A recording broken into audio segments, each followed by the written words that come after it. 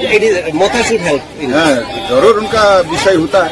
एक लास्ट सवाल है, जो ट्राइबल का स्क्रिप्ट के ऊपर, इसके ऊपर आपका सरकार क्या काम कर रहा है? दोस्तों, बांग्ला या और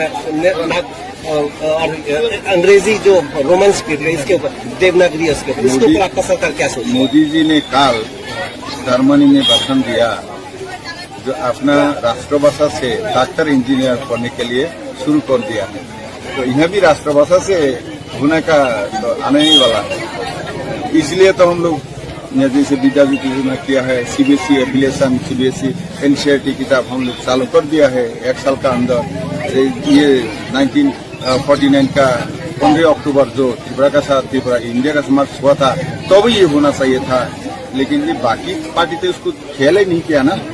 तो लेकिन हम लोग का सरकार उसी दिशा में चल रहा है, राष्ट्रभाषा को लेकर के भारत में। कब तक आ सकता है?